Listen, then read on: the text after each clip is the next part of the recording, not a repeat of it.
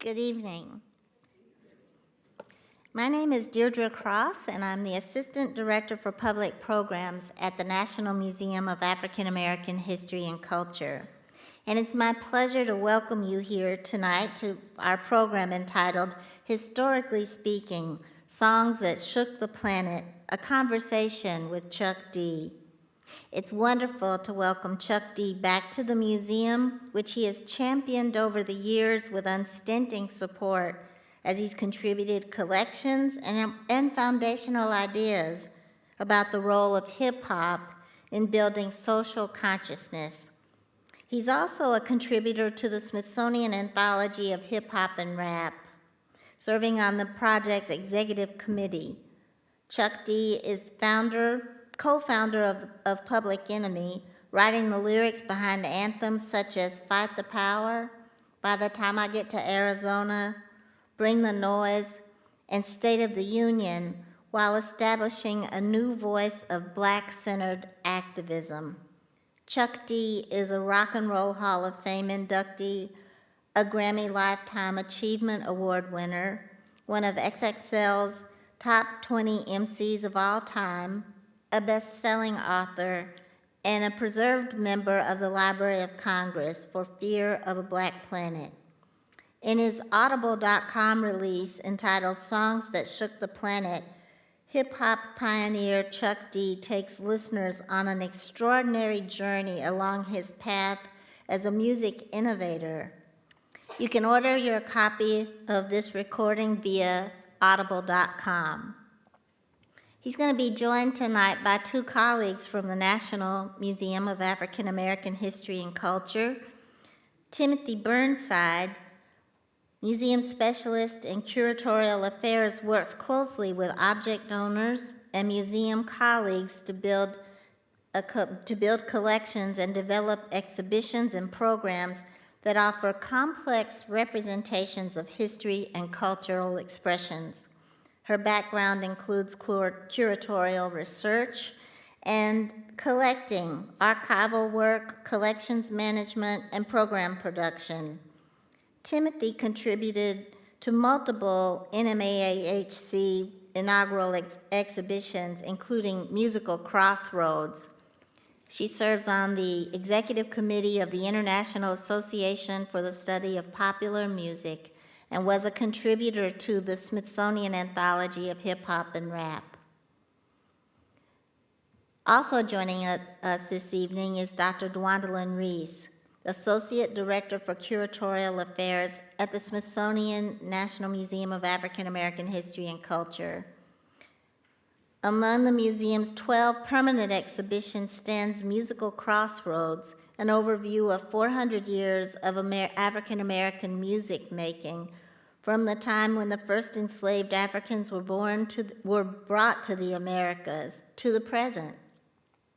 Through the exhibition's 345 objects, and that's grown a lot over the years, visitors have encountered stories that explore the creation, dissemination, and reception of a rich tapestry of music creativity.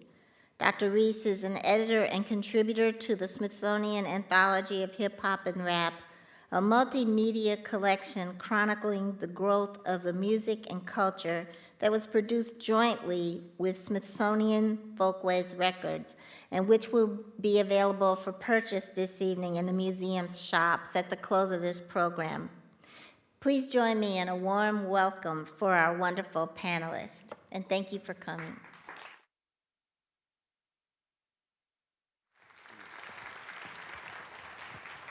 Thank you so much.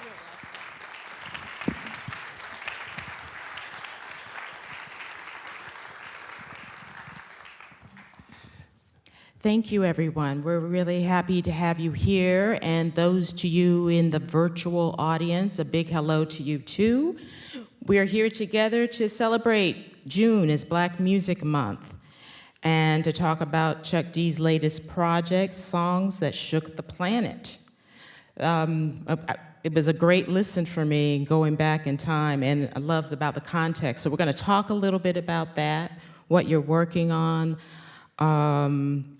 I think overall the project really speaks volumes to the power of music in our lives, both personally and politically, particularly people of African descent, how it's been that voice. Music has been the voice since the very beginning, since the first enslaved people were brought here to these shores. So we're happy to have this opportunity to have this conversation with you. I will point out that Chuck D has a tight schedule, so we are going to end exactly at 8 o'clock, but we will have time for a few questions. But just keep that in mind, that we're going to stay on time, right? It's good to be here between my two bosses. And the reason I say that quite, succinctly, because Timothy Ann showed me this building when it was just cardboard and a piece of dirt. And from that inception, got involved with, seeing the making of this building, the program and everything, from the blueprint to the agenda. And Juwan just was basically like the mover and shaker and the one that pushes the buttons and tell you yes or no. And that no had bass. So that's what I mean. I'm between my two bosses as far as this building is concerned, and also in the Oprah Winfrey Theater, who's another boss. And it feels real good to be back in this building and to talk about the songs that shook the planet, which was an Audible project. But just because it's Audible and these companies might feel that they have kind of like an authority to have the songs in their podcasts and their programs and their story, it doesn't mean that anything else in the world owns these songs. We as a people have ownership into these songs. So these are the songs that I thought shook the planet.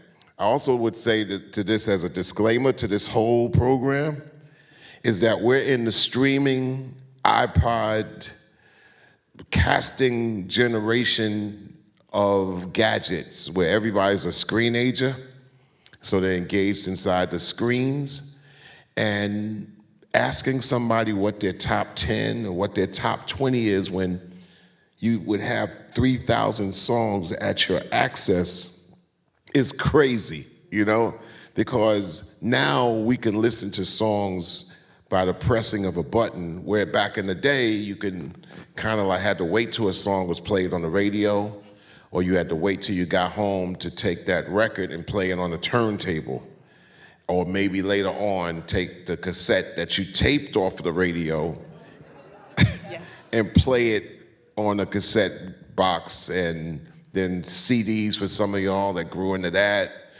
And sometimes you would carry your CD disc with you when you was able to burn your own CDs.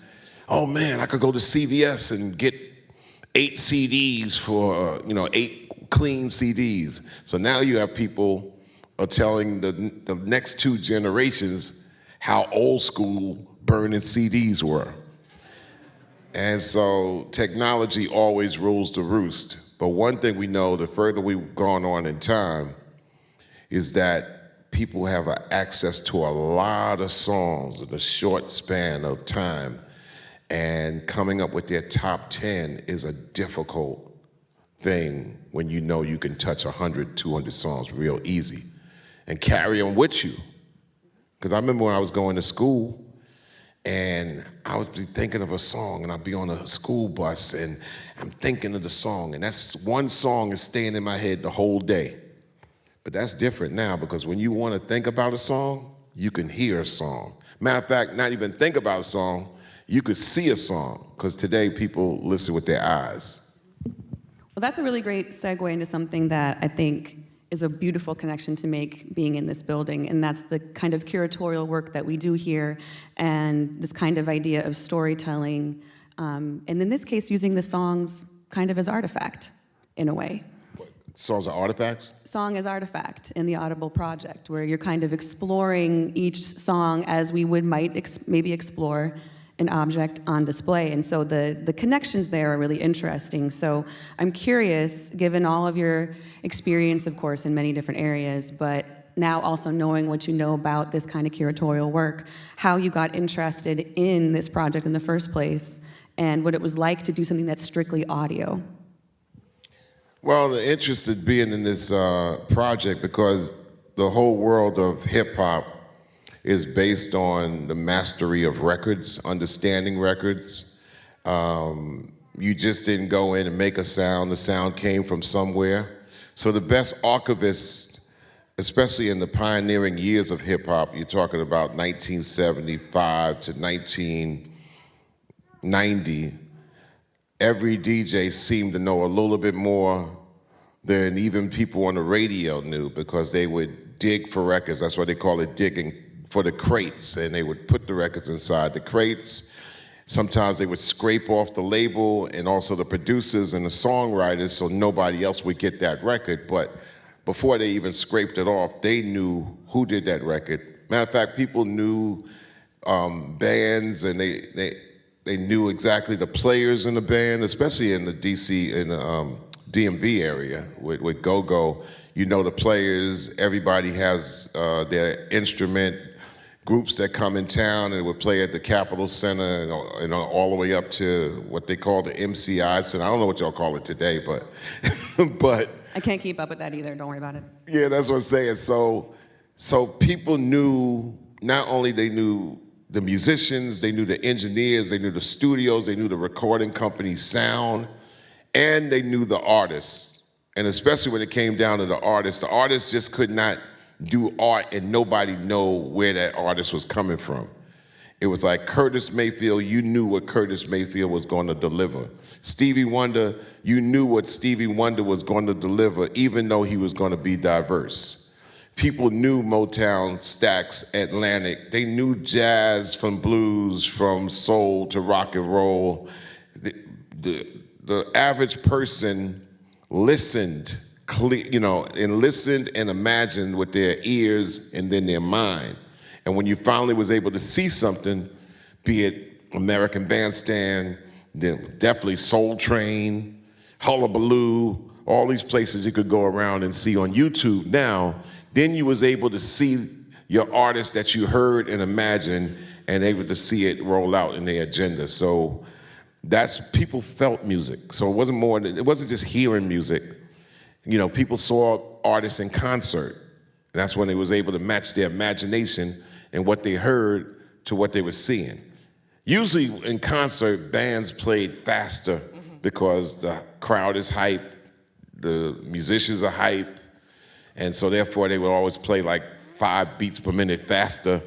And if you was the howl players, where on radio it's like that funky, 96-minute beat per minute groove, and then you see the Ohio players live and they at 105 like a disco record. You're like, wow. So that was the importance of the DJ being able to curate and say, this is what this is and this is what this ain't. And that was definitely a beautiful time for a period where DJs were our best curators.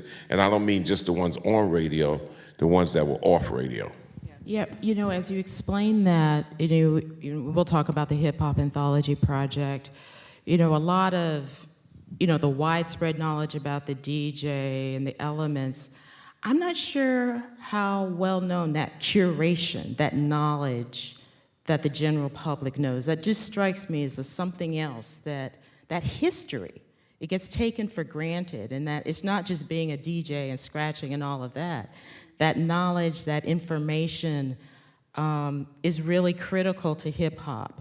And it just strikes me the different popular stories we tell, how often we struggle to remember that hip hop is part of history. It is a continuation, and even from the get-go, it was infused with the richness and substance that that's the next project, to make people sure that they remember that.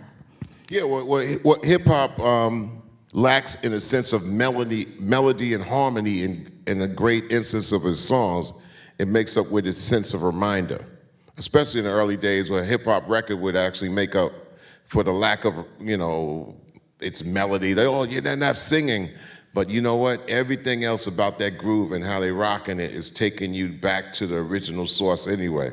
You know, when Kanye West was able to do, his song, and it was based on, Otis Redding. So, people were like, wow, I'm gonna go into Otis Redding. So really, hip hop artists at their best became great introductions. And anybody that says hip hop is to itself is just making a gross mistake to saying, no, I mean, hip hop comes out of these genres that you need to pay attention to. It's not this thing that you move on to hip hop and then forget everything else. Matter of fact, it should bring you closer. So that's the beauty. That's where it locks into what this museum is doing, what other sonic museums are doing. The music automatically is a tree, like tree lines. And you follow the music, you'll get history by default. For black folk, we were disenfranchised and separated from speaking our mind in this society. But all you got to do is follow the music, because the music is code. And with the music code, you can follow a tree line of artists going way back almost into before 1900, because we have an absolute beginning to recorded music. And the first record or the first recording of sound in music, you got to point to Thomas Edison. And Mary Had a Little Lamb was the first song on his apparatus or his invention. But just because he made the gadget don't mean he owned the music. He ain't make the music. He ain't make black music, And people get, they get tripped up when it comes down to that. Oh my good, Spotify, or people think that they got followers out there. No, you don't have any followers. I don't have any followers. Twitter has followers. Instagram has followers. And, Facebook has followers, unfortunately. You don't have a follower. The same thing with selling records. Artists don't sell records. Companies sell records, dead or alive.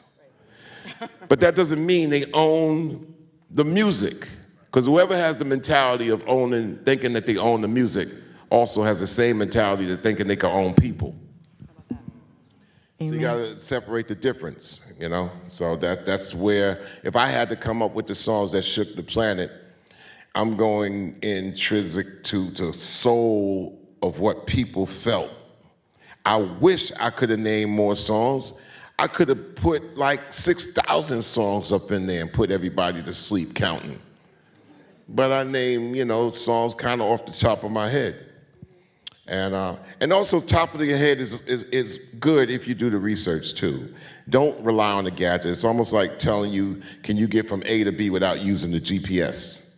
But you gotta do the research. You gotta check, you gotta pay attention to the landmarks. And that's when it comes down to the music too. Just because you got a search engine doesn't mean do you know how to search? Do you know what to search for first? So that's what these songs that I picked, and hopefully people could come up with their own choices, their own top whatever. I wish, and we talked about this earlier, it was like, okay, why you got one woman actually out of all your songs? I did. I said that. You said that, Chuck, right? you have one song by a woman. And I on just this. said it just happened to be that way. And so if I had to name Sister Rosetta Tharpe, Salt and Pepper, staple singers, name each one of them, the Supremes, I could go on and on to the Mahalia Jackson, Aretha Franklin, of course, is easy for everybody. And I could have made 100 songs significant by women. But that came to me at the top of my head, and we had to come up with the project and turn it around real quick for Black Music Month, and that's where it happened to be an Audible project. I want to talk. Glad I got that one out of the way, right? Yeah. But I'm gonna talk about that, Tab. I'm gonna talk about what that question was. I want to talk about something that really excited me, because this project is part memoir and part history. And I know this particular year, I've been going back in time and looking at the music. I'm kind of close to your age, I don't know how much, but I'm thinking about what my parents had, what I was listening to, what was going on at the time, and I feel like I'm discovering new things too in the process. And I want you to talk a little bit about what this was like for you, the research, And I'm curious, did you learn something different as you delved into this? You know, you're familiar with this music, but the whole streetscapes, the history, can you talk a little bit about that? A little bit. I mean, you should always learn something about something. You should read a book 10 years apart. Read it for when you're 20, read it when you're 30, read it for 40. You read it when you're 60. I mean, that means, oh, wow, I didn't look at it that way. Oh, I didn't pick this up before. I just came from Toronto yesterday, and I was in Los Angeles doing the same thing I'm doing today on Wednesday. And the difference between the United States and Canada, and I had to come back to DC, no shade, but you know, I felt when I went to Canada, I got my IQ rehabbed. So people read around the world, but they comprehend. Once upon a time, they taught reading and comprehension. And that's when you're reading, you're comprehending it, and then a lot of times you're reading, you're comprehending it, and then you go into practicality. How do I make this work for me? What sticks to me? I felt this, I read this, it's good for me. How do I live this out? I heard this song, boom, he sang this to me. They sang from experience. How do I avoid it? Or how do I use it? You know what I'm saying? So those things are important things and to open up, you know, listening.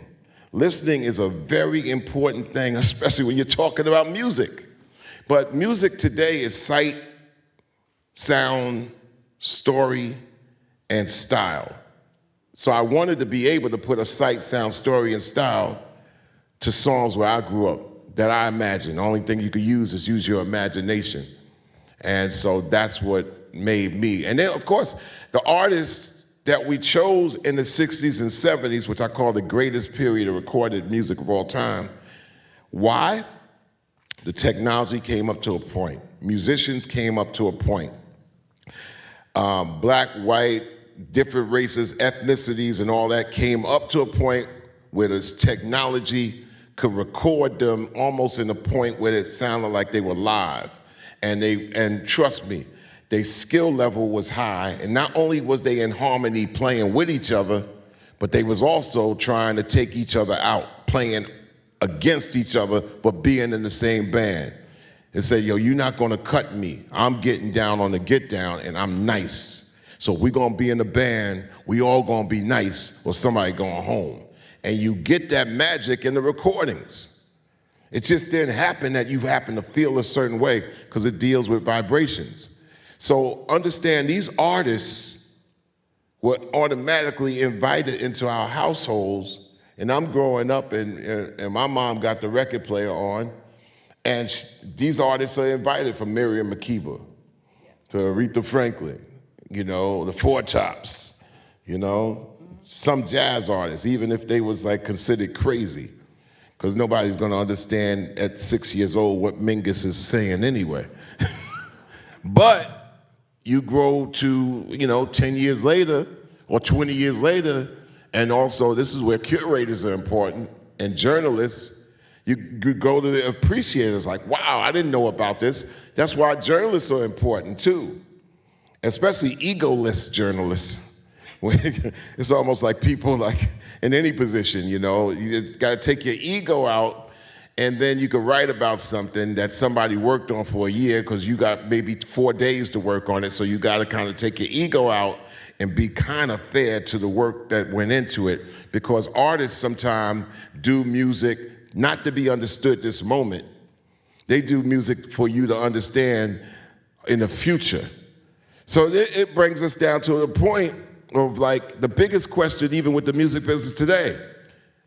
Whatever you hear might be popular, but artists, some artists, especially back in the day, they had to say, well, how do you make important as great as popular, if not greater? That was the trick. I mean, Bob Dylan sold less than 80 billion records that the Backstreet Boys, you know, but go and look for the Backstreet Boys masters versus Bob Dylan. And you can't even get in the room. I remember one time I stumbled on this room, I was up at Sony, and it was Bob Dylan tapes and Miles Davis tapes. And I was on the wrong floor in this building, and they was getting ready to lock my ass up. To tell you how important something is to a company, and it ain't based on analytics and metrics. And whenever you basing anything on the quantity as opposed to the quality, then you're looking at music sideways and it goes off the road somewhere else. You know, Quincy Jones taught me, he told me this, he says, everything is beautiful in harmony, y'all playing with each other and boom, and y'all making things happen, people are feeling you. But he says, that's music talking. And then money comes in, and it says, once money comes in, God walks out the room. But yeah, so these people were invited into our households, played very loudly. I tried to go and, play with my friends and get away from music, because what music meant in my household, it meant that you had to do chores. And you better not touch that record player either, even if it's playing the same record over and over again. Mom, would you just change this one record? I must have heard Superstition 80 million times by Stevie Wonder. So that was the invite. A lot of this changed also after 1980, R&B. And not what you think. R&B, especially in this town, is Reagan and Bush. So you got Reagan, Bush, guns and drugs in the black community, and all of a sudden it's going to change the attitude of what's coming in. And if y'all don't see it in the news, then somebody's going to say it somewhere, and it happened to come out through rap. So that's that. Well, let's talk a little bit about the Audible book.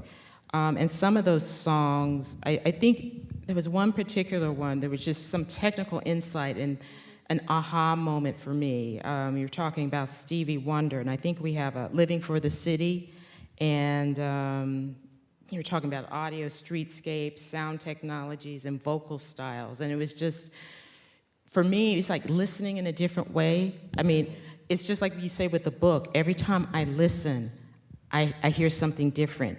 And Keith, I think we just have a clip from, if you could play it.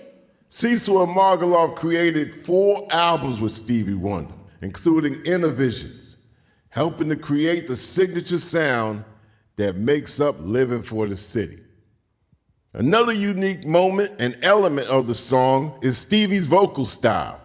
There's a distinct growl in his voice that punctuates the story of a young, naive Mississippi kid's misadventure after a fresh migration to New York City that ends in a 10-year prison sentence. Cecil said he was trying to make Stevie angry on purpose so they could get a vocal performance that matched the frustration expressed in the lyrics. Several tactics were used during the recording to irritate Stevie. They would stop the tape recorder in the middle of a take. I get pissed off at that too back in the day when they did that. To break Stevie's flow and to make him sing multiple takes so that his voice would become hoarse. And also, they would also purposely delay the session so that Stevie would get tired and irritated. In the end, they got their result. And you could feel the tension and sorrow in Stevie's voice as he sings. In Living for the City, Stevie shows us the limited choices black families face in rural society, and he takes his time doing it. Clocking in at over 7 minutes, Stevie introduces our young hero, his mother and father, and his sister. We learn that this is a proud but loving family whose members live in impossible situations. The lyrics highlight the hard labor conditions of the South, low wages, and a lack of proper education, things that affect and hurt to this moment. And at the end of every verse, we're reminded that they are living just enough for the city. So when you go back, take a listen with that in mind. Yeah, I mean, I get tired of hearing myself talking. But you're bringing us into your living room I know, moment, that was those the, stories. that was the, Like it's that's beautiful. what they thought the beauty of the project is. But I got this, when I hear myself, it cancels it, I got to cancel out things, I know, so, yeah. So in this project, it was try to do the Audible project, try to do a vocal reading. Don't do a clear vocal reading, do it like you would do in your own voice, but less. So there's a lot of words that are sliding and slurred, and I had some bridge work done not too long before that, and I'm all sloppy on the S's and the T's and whatnot, so I can't hear it. But it is full of, jewels to listen to, and people said it's fun. So my thing is, I got to give props up to the person that helped me co-write it, Gianna Gorell, and she cleaned up the script, did some great research, added it with the research that I had done and things I already knew and things that we guessed at, and the script was really important. So when they call it a book, I'm like, well, this is the age we're at now, I guess, gadgets. So I would suggest everybody that, audibly things, to teach people how to listen again is a good way to look how we're going to figure things out the rest of this crazy third decade of the 21st century. So, like I said, not only that we read and comprehend, but now we have to learn listening and comprehension. And I think we also have to remember to listen when you talk about the visual and style. Don't get so caught up in what you're seeing to forget about what you're really hearing. Yeah, today, listen to me, everybody. People listen with their eyes. And the next two generations, they listen with their eyes. And if anybody knows anything about street corners, be it DC, Baltimore, New York, or Philly, they had a game called Three-Card Monte. And Three-Card Monte is like, oh wow, where's the marble under the shell? Is it over here, over there? So people are duped by this sorcery, and the gadgetry is increasing, and deep fakes are getting deeper. And in a minute, especially in this country, anything that you see is suspect. But I wrote a song called Don't Believe the Hype. So, but that was what was coming at you with things that you could pick off. People heard and they listened different. The biggest difference between now and 1989 is that there was a lot of people in the mix. Many of them are no longer here.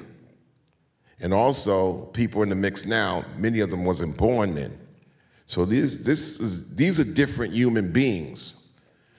And that's not being derogatory, it's just what it is. They are programmed and processed differently. Their likes and their tastes are different.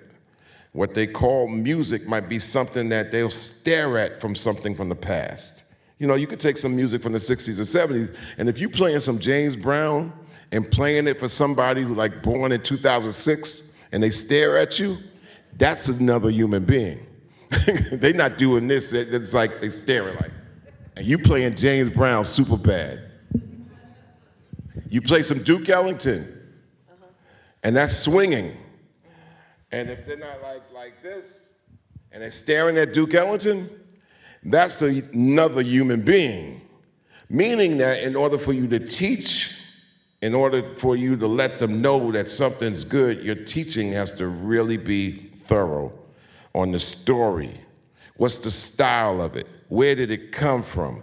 Where did it lead to? Where did it disappear? Where did people change? How to pick up on it? How to use it? We were able to do that for 100 some odd years off of oral recording. That period might be over and done and dead. It might just be part of something that's just a part of a museum. How to listen to something and make it work for your mind. But we're in a zone now where maybe we try to seize the narrative of what we see. And that's also the attribute of a museum too. You come in, you're watching, and there's a story that comes and informs you what you're watching. The same thing has to happen in music. So I think that we were able to cover a large piece of turf with the songs that shook the planet, talking of a particular time. But I think further things that grow on outside of a quote-unquote podcast. We got the term podcast that the average person today has forgotten why it's even called podcast. Why do you think it's called a podcast? Younger people don't know. Not their fault that they don't know. Older people kind of forgot. Because it came out of the iPod. Why give? Well, you know, why give Apple? Why give iPod? Why give Apple all the credit? Like, when did you get your iPhone? We know the absolute beginning when we started to get iPhones and Androids. So these things have been planned long before we become consumers and just jump at it. And we've only almost 20, maybe 15, 16 years of quote unquote smartphones. Artificial intelligence is not getting any dumber. Matter of fact, it's gonna get really, really smart. And phones are smarter than human beings right now, so now it's our time to catch up. But the music has code in it, and the music, there's a lot of things in the music that sets you free if you learn how to listen to it. I mean, everything the last poet said 50 years ago is applicable to 2025, but you gotta know what they're saying and do some kind of, excavating? Well, I think that's what's so great about this program, and we do encourage everyone to listen to it. You get to hear Chuck walk you through songs and tell stories in the way only he can. But what's so amazing about it, too, is that you're doing this from the inside looking out in a way, because you are also a contributor to this trajectory of social justice in music and songs that shake continuously. Like, no one is going to deny that Public Enemy has become any less relevant today. And so to have that perspective is what I think makes this project really special, because you're not a scholar outside orbiting this stuff. You are speaking about things that you also actively participate in. And it's a really amazing perspective, and we're really grateful that you took the time to talk about it and that we can all listen to it. Yeah, it's like the thing about these things, we're documenting the documentation. Right. So, That's what we're doing here too, yeah. and that's why y'all my bosses here in this building. They shut the building down too. Like, everybody go home at 5. And then everybody left the building, and here we go again with the program. But thank y'all. What I like about it, though, too, Chuck, is you're doing this. You're an artist. You're professional. But any one of us could do it too. I mean, we have our own histories or songs. I was really listening carefully about this changing nature and listening, and it's kind of scary. And I wanted to ask you, and I'm sure you can't answer, what can we do to, your project, we have the museum to decode the code, to encourage people to engage beyond the easy, passive thing, as the world keeps changing and technology gets more and more sophisticated. What are the other things we can do? Because I don't want to consider it a lost cause. Well, number one, if arts and culture, here's the thing about culture. Culture brings human beings together and knocks aside the differences. Governments like to split up, slice, divide culture, unless we have good people close to governments that keep governments in check, like you guys. You got to keep government, and it's a fight. When it comes down to school systems, if you have culture that's not cultivated inside of a school system between 0 and 20 years old, then what are you doing? You're letting corporations take over the culture, and they're going to sell it to people. And you got people that's out there trying to look for themselves, but they got to buy themselves back from Sony or whatever companies out there. I got to buy myself back because you don't have yourself. And increasingly, as we go on into the future, we have hollow, here's the word again, pods that's trying to get fulfilled. In other countries, they're getting it figured out. It's like, we got to figure out how we teach culture in the schools, in the curriculum, how we back it. Yes, they got smaller populations than the United States of America, 300 million, and that's why they say that we can't get nothing done here because there's too many people. But let me tell you this much. China is very nationalist about whatever, and people might say, oh, they're different, they're controlled and all that, but they have a focus on what they need to learn collectively, and where they need to make it practical for the people to live their particular lives where they're at. The music and the culture, the spirit, the history, the future is all here to be in a school system. And it's enjoyable when taught right. And the curriculum could be made to be enjoyable. And we have pockets that are teaching it, that are turning sadness into joy. But if you're not teaching it and you come in with everything else about the world without people even going to the world and only being connected to the world by the wide web, then you're taking the power and the gift that music has and you're not using it where it could be used to grow so many people and make them a part of the world. Because the rest of the world already enjoys being fueled by black music. And I say black music because black people doing music was expressing ourselves when we weren't allowed to express ourselves. That's why we feel it more than we hear it. And once upon a time, we felt it more than we saw it.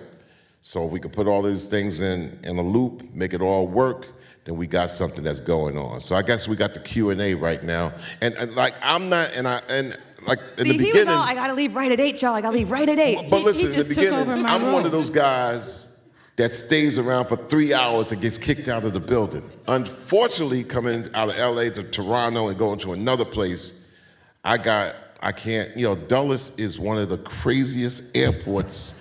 I mean, I don't even understand, why is it still there?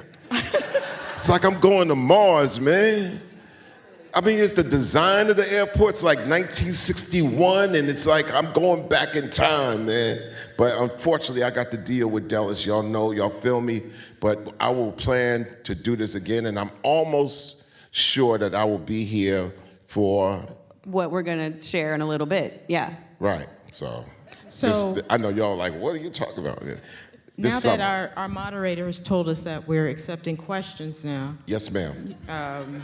we have a few questions and we're doing good. We're doing good. So here's the first question. Okay, from our virtual audience member asks, how does Chuck see hip hop transforming in the next 10 years? Number one, artists need to listen to each other.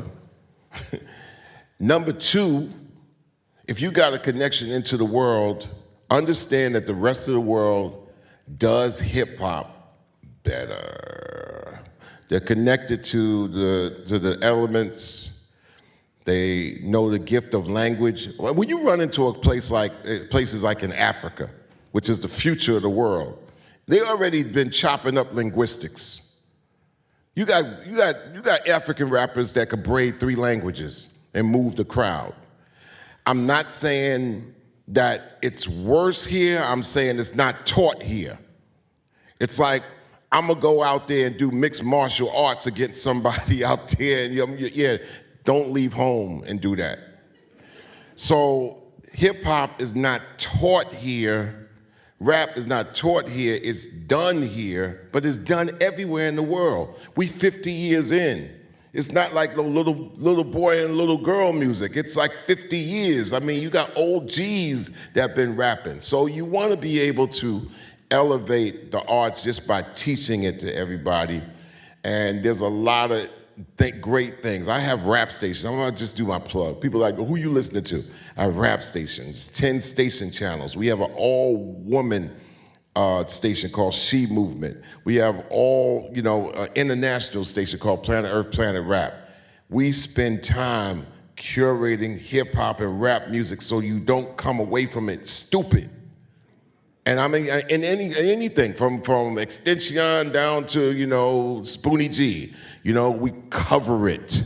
This is why y'all probably love sports, but y'all watch ESPN, and every time ABC and Disney goes like this on sports, you tuning in and subscribing and all that. Well, we do the same thing in rap music and hip hop, because there's a right way and there's 1,000 wrong ways. Not to do it. I don't tell a person how to do their thing, because art is inside you, but how to get the most out of your expression.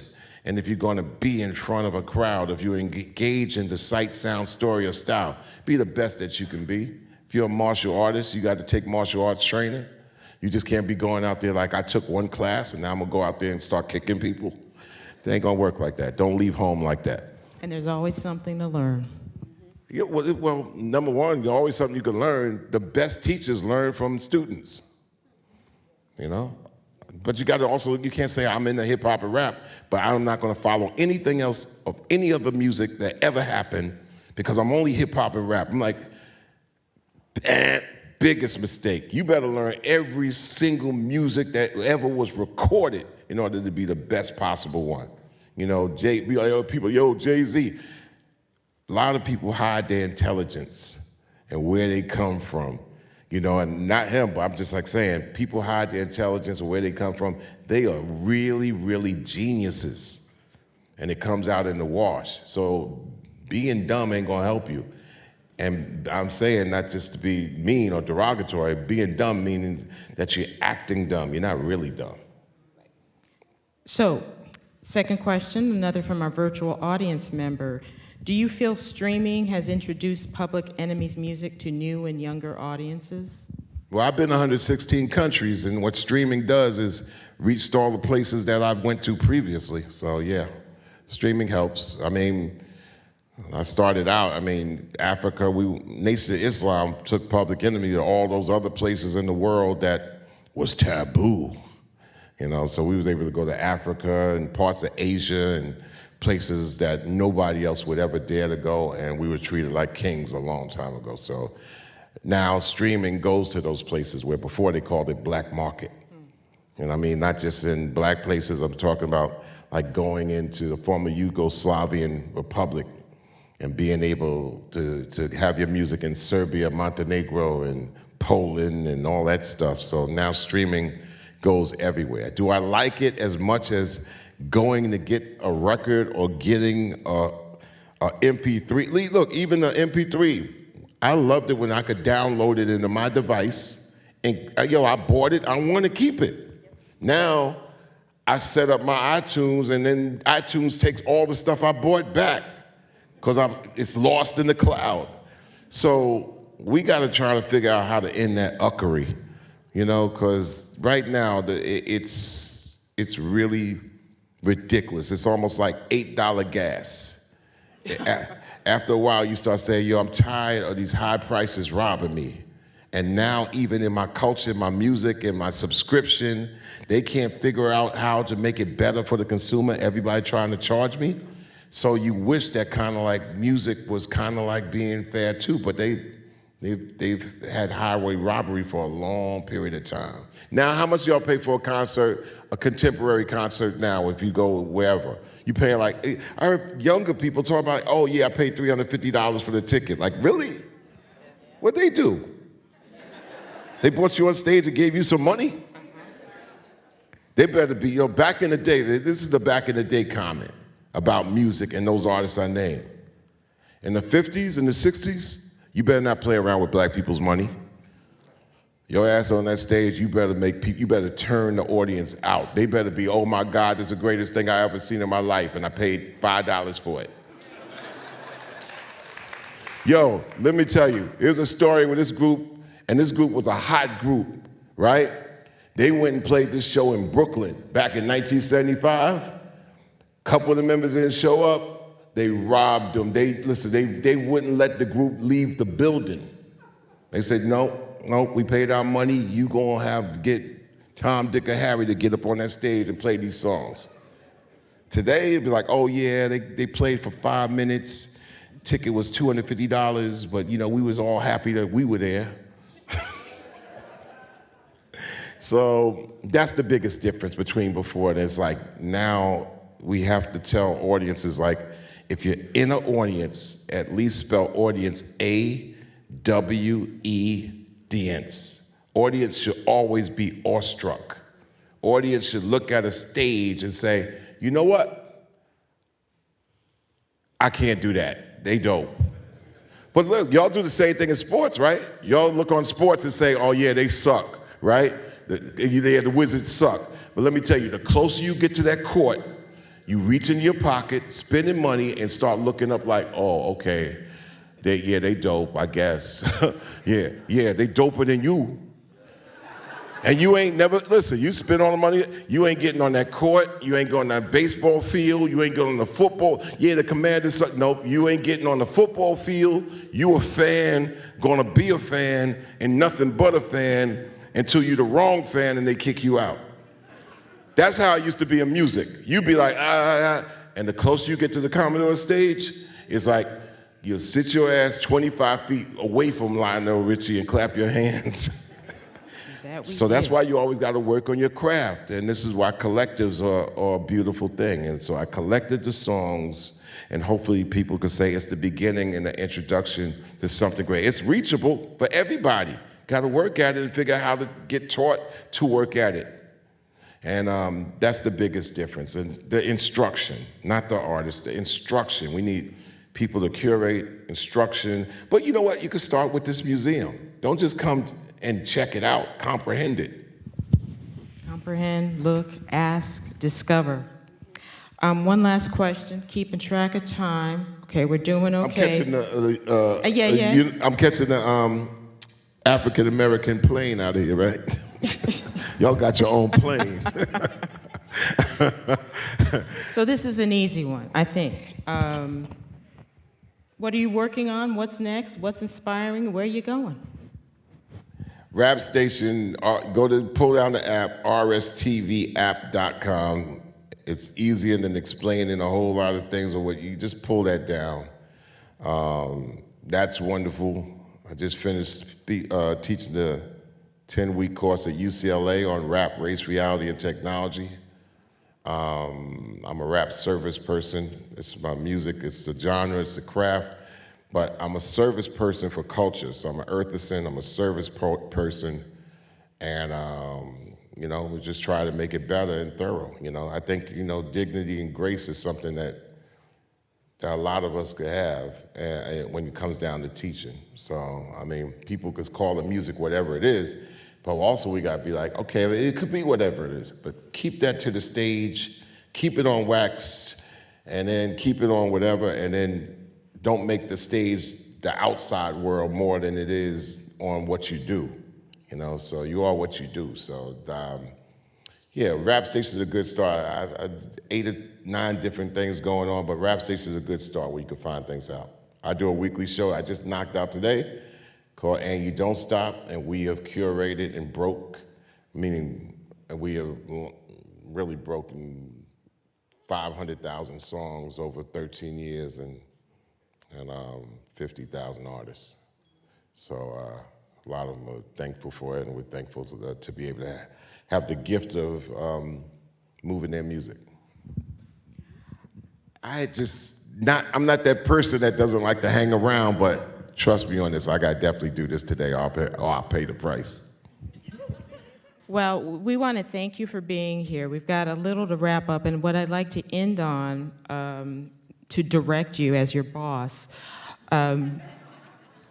if you could just say a few words about the anthology that we released last August and the impact of having something like that from the Smithsonian, and just tie it to this conversation about education and the history. The book? Yep, that big, heavy book that's for sale in the museum store, signed copies. There are a limited number of pre-signed copies by Chuck D available after this. But I think, and also because I want to give you your moment too, is that anthology would not exist without Chuck.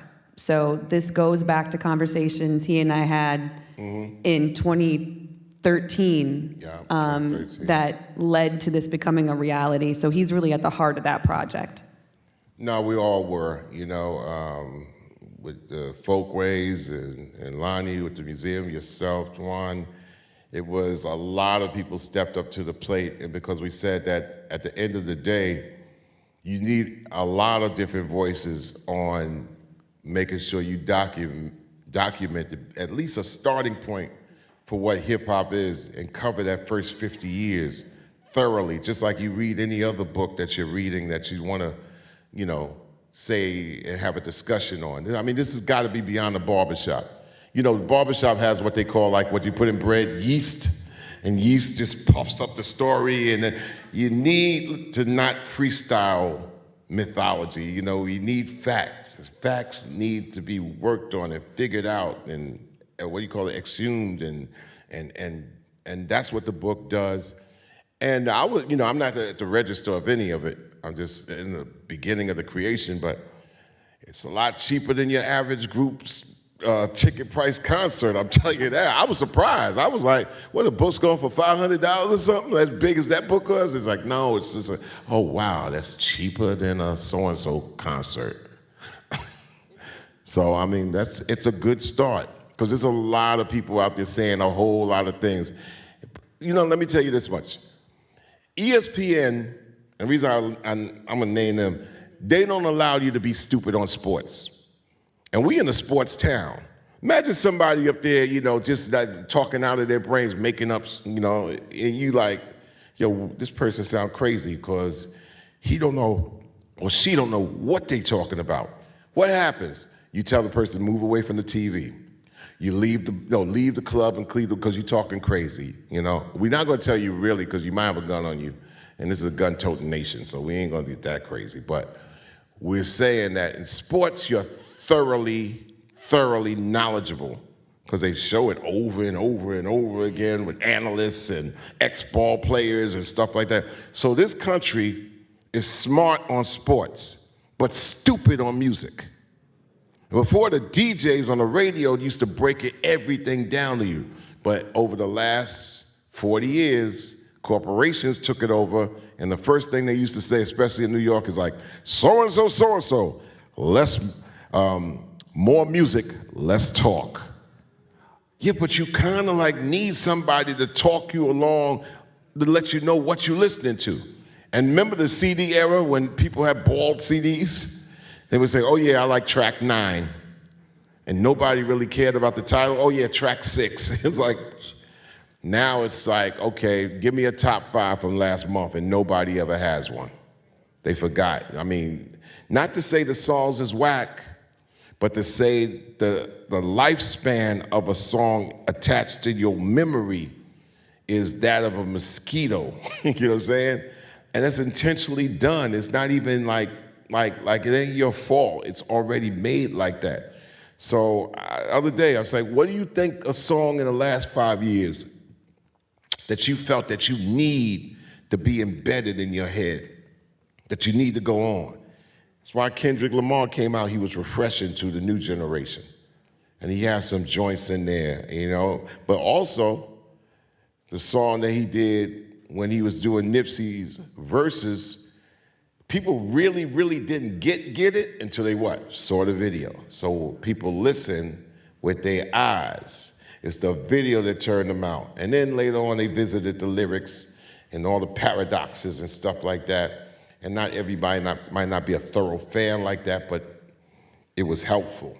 Sight, story, sound, and style. So this book is a great introduction to be able to say, okay, this is where it came from.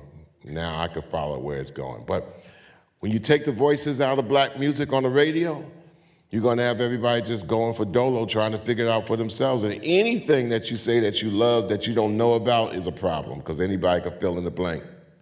So if we say that we love hip hop, and I ask you 10 questions about it, you get 9 of them wrong, and then you say, all right, what does it mean anyway? I ain't trying to be on Jeopardy. That's you trying to get out of the door as I throw the heat. It ain't like I'm the master sensei here, but anything that you say that you love, you should know thoroughly about. That's just, you know, yeah, all right, I don't know about a Tesla, but I got one. You know, people like, all I want to do is drive it. So we in that era now. But I think when it comes down to culture, we could at least be associated to at least knowing about it before we say we just dig it and love it. It's not a requirement, but it is a good way to start to bringing us together for the things that we call the gift of music. And with those last words, I think we're going to end tonight's program. Timothy, do you want to just say a few words of what's coming up this summer, what exists right now around topic of... I'll give my email address, because usually I give out cards and shake hands and do elbows and all that, man. But my email's simple. It's chuckd@channelzero.net. That's simple. You can catch me on Twitter at Mr. Chuck D. My daughter runs Instagram. I don't go to Instagram. I don't go to anything Mark Zuckerberg has. I don't know if he donated to this building, but I don't care. I ain't going on Facebook. I ain't on Instagram. But I am on there. But she does the job. I'm on Twitter every once in a while, and I use Twitter to maybe promote some things and give sharp points of view in my artwork. That's Well, we're, again, we were talking earlier, and it's almost 6 years to the day that Chuck came in for a hard hat tour of this building. And then fast forward a little while later, and Public Enemy was performing on the National Mall for the very first time when the museum opened. So if you aren't familiar with the building, you can find Public Enemy's legacy in multiple spaces, downstairs in the history galleries, of course, upstairs in Musical Crossroads as well. And we're really... 6 years. We 6 played years. right out Yeah. there in front of the Washington Monument. Yeah. Living Color, The Roots. Yeah. Michelle and Degucello, and It was a time. it was a different country, wasn't it? A different country. Well, in that same vein, so y'all are getting the inside scoop here this evening. We're about to announce that we are going to celebrate the anniversary of the Hip Hop Anthology and kick off a year celebration of hip hop's 50th year with a museum block party August 13th, Saturday. We are going to literally close down Madison Drive and build a beautiful stage outdoors for y'all. It will be free. It will be all day. There will be a lot of elements of it that will be rolled out. But I encourage you to stay tuned for more information. The museum will share it for real on Monday. But August 13th, just pencil in 12 to midnight, noon to midnight. Just pencil that in. We hope to see you there. You might see some familiar faces present. And we just want to thank you all so much for coming out this evening. Thank you to the folks watching online as well. And as I mentioned, there are a few signed copies of the anthology upstairs in the gift shop. We encourage you to check those out. And Chuck does read his email, so I hope you wrote that down. Okay, and just for those of you who want to come back, we do have a page for the anthology on our website, a landing page We with do. features stories and other things in the collection, and a repeat of an exhibition that opened here 2018, Represent. Photography from Bill Adler's iJammy collection that will be on view all summer through early fall. For about another year early or so. fall. So if not tonight, come back this summer.